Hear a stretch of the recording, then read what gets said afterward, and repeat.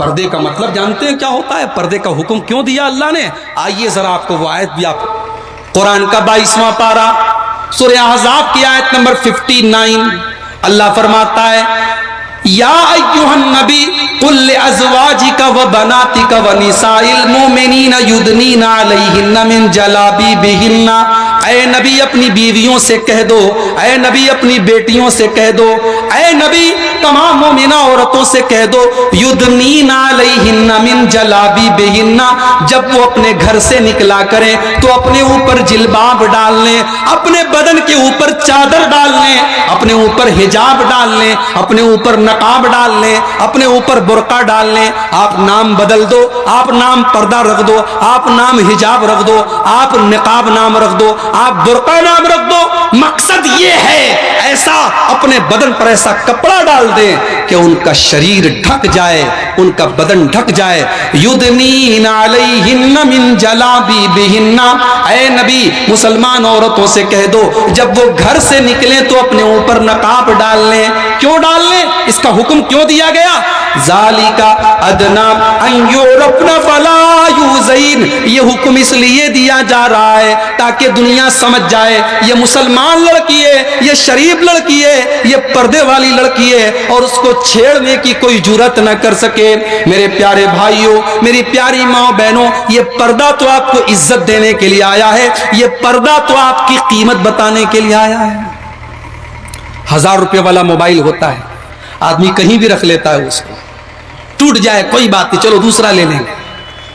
और 1 लाख रुपए का आईफोन आता है, उसको कोई थोड़ी इधर उधर रख देगा, उसके लिए बेहतरीन कवर लेगा, उस पर महंगा वाला टेम्पर्ड ग्लास लगवाएगा, उसको संभाल करके रखेगा। अगर ये टूट गया तो 1 लाख रुपए का नुकसान हो जाएगा। तो जो चीज जितनी कीमती होती है उसको उतनी हिफाजत से रखा जाता है। 100 रुपये का हमारी माए बहनें कानों में पहनने वाली ईयर रिंग लाती हैं, 100 रुपये वाली, उसको कहीं भी पहन के चली जाती हैं। लेकिन सोने की अगर ईयर रिंग है, सोने का हार है, तो कोई ट्रेन पे पहन के नहीं जाता है, कोई प्लेन पे पहन के नहीं जाता है। नहीं नहीं, सोने का है, इसको सबके सामने नहीं खोल सकते, इसको तो कहीं खास जगह जाना होगा तब खोलेंगे। ट्रेन में जाएंगे कहीं चोरी ना हो जाए, प्लेन में जाएंगे कहीं चोरी ना हो जाए। दुनिया का दस्तूर है जो चीज जितनी कीमती होती है उसको उतना छुपा करके रखा जाता है। मेरी प्यारी माँ बहनों, इस्लाम ने आपको बहुत ऊंचा मकाम दिया है और बहुत ऊंचा सम्मान दिया है। अल्लाह के नबी फरमाते हैं अद्दुनिया कुल्लुहा मताउन व खैरु मताइ दुनिया अलमरतुस सालिहा। दुनिया तो पूरी की पूरी दौलत है और दुनिया की सबसे कीमती दौलत नेक औरत है। इसलिए औरत को पर्दे में रहने का हुक्म दिया गया। कल कयामत के दिन वो पर्दे वाली लड़की भी खड़ी होगी और कहेगी अल्लाह, जब सारी मेरे गांव की लड़कियां स्कूल जाती थी, बगैर दुपट्टे के जाती थी, बगैर नकाब के जाती थी, अय अल्लाह मैं नकाब में जाती थी, गांव की लड़कियां मेरा मजाक उड़ाती थी, गांव के लोग मेरा मजाक उड़ाते थे। आज तो ऐसा दौर आ गया कि अच्छे काम का लोग मजाक उड़ाते हैं। अगर आज कोई नौजवान लड़का बेचारा सीधा साधा हो, दाढ़ी रखे हो, 5 टाइम का नमाजी हो, उसके मोबाइल पर किसी लड़की का फोटो ना हो, तो उसके दोस्त लोग कहेंगे अरे यार ये लड़का तो बकवास लड़का है, इसको तो किसी चीज में इंटरेस्ट ही नहीं है, अरे छोड़ो ये पागल है, उसको पागल कहेंगे लोग। जिस गांव में पर्दे का माहौल नहीं है, उस गांव में कोई मुसलमान लड़की अगर पर्दे में निकले, गांव वाले कहेंगे देखो ये आ गए अल्लाह वाले, इन्हीं को तो बस पर्दा करना है, हम लोग को तो पर्दा नहीं करना है। ये दुनिया का दस्तूर है मेरे भाई। जब गंदगी बहुत ज्यादा फैल जाती है तो अच्छी चीजों को लोग गलत समझते हैं। कल कयामत के दिन वो पर्दा वाली लड़की खड़ी होगी और कहेगी अल्लाह इन्नी ज़नन्तु अन्नी मुलाक़िन हिसाबिया, मुझे यकीन था मेरी मेहनत बेकार नहीं जाएगी, मेरी कुर्बानी बेकार नहीं जाएगी। आय अल्लाह, जब सारी दुनिया के लोग वैलेंटाइन डे मना रहे थे और बेहयाई और ज़िनाकारी के काम कर रहे थे, आय अल्लाह मैंने अपनी इज्जत व आबरू को बचा करके रखा, मैंने किसी गैर महरम से बात न की, मैंने किसी गैर महरम लड़के से बातें न की, मेरे मोबाइल पर किसी गैर महरम से चैटिंग न थी। आय अल्लाह मैंने अपनी जवानी को संभाल करके रखा, मैंने अपने शौहर के लिए अपनी आबरू को बचा करके रखा। इन्नी ज़नन्तु अन्नी मुलाक़िन हिसाबिया, ऐ अल्लाह मुझे यकीन था मेरा हिसाब मिल करके रहेगा। सर्दियों का मौसम आता था, सर्दियों का मौसम आता था, सुबह 5 बजे हय्या अलस्सलाह की आवाज गूंजने लगती थी, अस्सलातु खैरुम मिनन नौम की आवाजें आने लगती थी। पूरे घर वाले रजाई और कंबल ओढ़ करके सोए रहते थे। ऐ अल्लाह मैं अस्सलातु खैरुम मिनन नौम की आवाज सुन करके अपना बिस्तर छोड़ देता था। मैं ठंडे ठंडे पानी से वजू बनाकर ऐ अल्लाह मैं तेरी मोहब्बत में और तेरे डर से तेरी मस्जिद में आकर के फजर की नमाज पढ़ा करता था।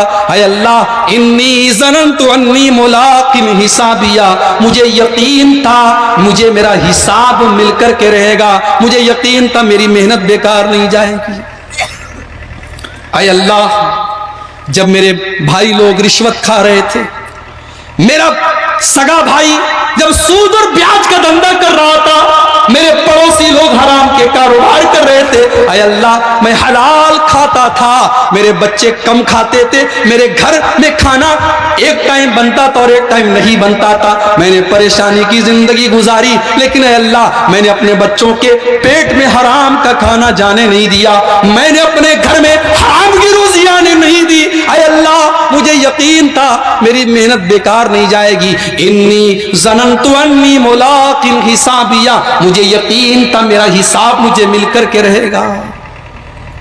अल्लाह कहेगा जा मेरे बंदे, तूने दुनिया में बहुत कुछ मेरे लिए कुर्बान किया है, अब आज हम तुझे तेरी मेहनतों का बदला देंगे। फ़हुवा फ़ी ईशतिर रादिया फ़ी जन्नतिन आलिया कुतूफ़ुहा दानिया कुलू वशरबू हनीअम बिमा असलफ़्तुम फ़िल अय्यामिल खालिया। अल्लाह कहेगा मेरे बंदे तूने बहुत कुर्बानी दी अपने अल्लाह के लिए, जा आज हम तुझे जन्नत में डाल रहे हैं, जा तू ऐशो आराम की जिंदगी गुजार, जा दुनिया में तेरे पास रहने को ढंग का मकान भी नहीं था, जा हमने जन्नत में तेरे लिए बहुत बड़ा महल तैयार करके रखा है, जा तू अपने महल में चला जा। दुनिया में आम का मौसम आता था, तेरे बच्चों को आम नसीब नहीं होता था, सेब का मौसम आता था, अनार का मौसम आता था, तेरे घर में कभी अनार नहीं आया, तेरे घर में कभी सेब ना आया, तेरे घर में कभी मौसम के फल ना आए। मेरे बंदे आज जन्नत में तमाम फल हैं, जो जिस फल की तुझे तमन्ना हो वो फल टूट करके तेरे पास आ जाएगा। तुझे आम तोड़ने की जरूरत नहीं है, तुझे सेब तोड़ने की जरूरत नहीं है, तुझे अनार तोड़ने की जरूरत नहीं है। कुतूफ़ुहा दानिया, तुझे जो फल चाहिए वो फल तेरी गोद में आ जाएगा, तेरे पास आ जाएगा। जा मेरे बंदे जा, कुलू वशरबू हनीअम बिमा असलफ़्तुम फ़िल अय्यामिल खालिया। मेरे बंदो तुमने हमें राजी किया था, तुमने हमें खुश किया था, तुमने अपने अल्लाह को राजी किया था, जाओ आज तुम्हारे मौज मस्ती के दिन है, तुम्हारे खाने पीने के दिन है। ये तो वो हो गए जो पास हो गए, और जो फेल हो जाएंगे उनका क्या होगा, जो नाकाम हो जाएंगे उनका क्या होगा। वअम्मा मन ऊतिया किताबहु बिशिमालिही फयक़ूलु या लैतनी लम ऊत किताबिया वलम अद्रि मा हिसाबिया। जिसका नाम है आमाल उसके बाएं हाथ में, उसके उल्टे हाथ में दिया जाएगा। जिसकी जिंदगी भर का कच्चा चिट्टा उसके बाएं हाथ में दिया जाएगा, वो कहेगा या लैतनी लम ऊत किताबिया, ऐ काश मेरी किताब मुझे न दी गई होती, वलम अद्रि मा हिसाबिया, काश मुझे अपना हिसाब किताब न पता चला होता। या लैतहा कानतिल काज़िया, काश दुनिया में जो मौत आई थी उसी मौत पर मेरा काम तमाम हो गया होता। इंसान ये भी नहीं सोचता है कि उसे मरना है और मरने के बाद फिर एक और जिंदगी शुरू हो जाएगी, मरने के बाद जिंदगी खत्म नहीं होती है, एक और जिंदगी शुरू हो जाती है। और कोई जानता है कि कब मरना है। ये हमारे 20 साल के 25 साल के नौजवान ये बहुत खुश ना रहे, अरे अभी हम तो 25 साल के हैं, अभी तो हम लौंडे हैं, अभी तो हमारे मौज मस्ती करने के दिन हैं। जब 50 साल के हो जाएंगे नमाज भी शुरू कर देंगे, दाढ़ी भी रख लेंगे, नमाजी भी बन जाएंगे, नेक भी बन जाएंगे। तुम क्या गारंटी ले सकते हो क्या कि तुम 50 साल तक जिंदा रहो। अभी हमारे उत्तर प्रदेश में मऊ के अंदर 4 नौजवान लड़के एक मरीज को लेकर के लखनऊ जा रहे थे। एक ही घर के 4 लड़के एक मरीज को, औरत को लेकर के लखनऊ जा रहे थे। और लखनऊ के लिए एक नया रास्ता बनवाया है हमारी गवर्नमेंट ने, उसको पूर्वांचल एक्सप्रेस बोलते हैं। वो ऐसा रोड बनाया गया है कि उस रोड पर आप ब्रेक नहीं मार सकते, उस रोड पर बस चलते ही चलते चले जाना है। पूरी स्पीड से 100, 150, 120 की स्पीड में 4 व्हीलर चल रही थी, स्कॉर्पियो चल रही थी। अचानक कोई ट्रक वहां पे खड़ा था, खराब हो गया था, वो ट्रक खड़ा हुआ था। इनकी कार जाकर के ट्रक में लड़ी है और चारों नौजवान लड़के ऑन द स्पॉट इंतकाल कर गए थे मरीज को बचाने के लिए। और चारों का जनाजा जब घर में आया है, पूरे मोहल्ले में मातम का माहौल बन गया। लाइन से चारों का जनाजा रखा है, लोग रो रहे हैं। घर वालों का तो जो हाल है वो हाल है मेरे भाइयों। मौत पूछ करके नहीं आती है मेरे भाई। और जब हम मरते हैं ना, तो मरते ही एक और जिंदगी शुरू हो जाती है। इधर हम मरे, जिंदगी भर जो पैसा हमने कमाया था, जो प्रॉपर्टी बनाई थी, मरते ही वो प्रॉपर्टी, वो पैसा, वो सब कुछ दूसरों का हो गया। हमारे पास अब कुछ नहीं बचा। हम दुनिया के लिए बोझ बन गए। बड़ी मोहब्बत है मेरी मां को मुझसे, बड़ी मोहब्बत है मेरे बाप को मुझसे, मगर इंतकाल के बाद कोई डेड बॉडी को 24 घंटे भी अपने घर में नहीं रखता है। जितना जल्दी मुमकिन होता है लोग जाकर के उसको कब्रिस्तान में दफन कर देते हैं। दुनिया में बेचारा जब नहाने जाता था, इसका शैम्पू अलग था, इसका फेस वॉश अलग था, इसके बदन में लगाने वाला साबुन अलग था। ये नहाने जाता था तो आधा घंटे तक नहाता रहता था। आज मरा पड़ा है, आज इतना बेबस और कमजोर है, आज लोग इसको नहला रहे हैं, आज इसके रिश्तेदार इसको नहला रहे हैं। और जब नहलाते हैं तो पानी गर्म करके नहलाएं या ठंडे पानी से नहलाएं, इसको क्या फर्क पड़ता है। दुनिया में सर्दी का मौसम होता था, ये जिद करता था मैं गर्म पानी से नहाऊंगा। आज बेचारा तो इस लायक भी नहीं बचा है कि कह सके ओ लोगों मुझे गर्म पानी से नहला दो, मैं ठंडे पानी से नहीं नहा सकता हूं। आज इतना बेबस है, इतना कमजोर है, आज दूसरों के सहारे इसको नहलाया जा रहा है। आज लोग इसके बदन का कपड़ा उतार रहे हैं, आज लोग इसको नहला रहे हैं। नहला दिया गया, उसके बाद कफनाया जा रहा है। हाय हाय, ब्रांडेड करने वालों, रेमंड और बड़ी बड़ी कंपनियों के कपड़े पहनने वालों, मुझे बताओ कि कफन का कौन सा ब्रांड होता है। अरे तुम करोड़पति भी हो तब भी तुमको सफेद कपड़े में कफनाया जाएगा, तुम बहुत पैसे वाले हो तब भी तुमको सूती कफन में ही कफनाया जाएगा। ये कफन हमारी औकात हमें बता देता है। एक मामूली से कफन के कपड़े में सबको कफनाया जा रहा है। कफना भी दिया गया, नहला भी दिया गया, माँ बैठी रो रही है, बाप बेटा रो रहा है, बेटे बच्चे रो रहे हैं, लेकिन कोई ये कहने को तैयार नहीं है कि मरने वाले को दफन न किया जाए, मरने वाले को रोक लिया जाए। नहीं, रो तो सब रहे हैं, मगर कोई उसको रखने के लिए तैयार नहीं है। जल्दी से उसको कफना दो, जल्दी से उसको दफना दो। जनाजा तैयार हो गया, चारपाई पे रख दिया गया। अब जनाजे की चारपाई को लोग उठा के लेके जा रहे हैं। कल तक जो गांव का सबसे अमीर आदमी था और फॉर्च्यूनर से चलता था, स्कॉर्पियो से चलता था, आज इतना कमजोर है, इतना बेबस है, दूसरों के कंधे पे बेचारा कब्रिस्तान की तरफ जा रहा है। कब्रिस्तान में पहुंचा, कब्र में उतारा गया। कब्र में उतारने के बाद मिट्टी डाली जा रही है, मिट्टी डाली जा रही है।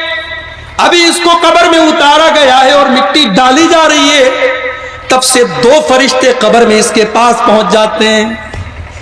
एक फरिश्ते का नाम मुनकर है, दूसरे फरिश्ते का नाम नकीर है। अल्लाह के नबी फरमाते हैं जब तुम अपने मुर्दों को दफनाते हो और दफनाने के बाद जब तुम जाने लगते हो तो तुम्हारे जूतों की आवाज को भी वो सुनता है। पता ये चला कि कब्रिस्तान में जूता पहन करके भी जाया जा सकता है। इसको बहुत बड़ा मसला मत बनाइए, इसको बहुत बड़ा मसला मत बनाइए। मौलवी साहब, हमारे गांव में तो कभी कब्रिस्तान में कोई जूता चप्पल पहन के नहीं गया, जा सकते हैं, कोई हर्ज की बात नहीं है, लेकिन कोशिश करें कि कब्र के ऊपर से न चलें, आसपास से जो रास्ता हो उधर से जाएं, लेकिन जूता चप्पल पहन के जा सकते हैं, मना नहीं है, हदीस से सबूत मिल रहा है। और यहीं पर एक मसला यह भी समझ लीजिए, जनाजे की नमाज आप पढ़ रहे हैं, जूता पहने हुए हैं, चप्पल पहने हुए हैं, कोई हर्ज की बात नहीं है, जूता पहन करके चप्पल पहन करके आप जनाजे की नमाज पढ़ सकते हैं। कुछ लोग ओवर होते हैं, बहुत ज्यादा चालाक होते हैं, वो क्या करते हैं, कहते हैं नहीं नहीं हम जूता पहन के नमाज नहीं पढ़ेंगे, जूता उतार करके उसी जूते पर खड़े होकर के नमाज पढ़ते हैं। ये कौन सी अक्लमंदी की बात है मेरे भाई? अगर जूता नापाक है और जूते में नमाज नहीं पढ़नी चाहिए, तो फिर जूते के ऊपर तुम पैर रख करके नमाज भी नहीं पढ़ सकते हो।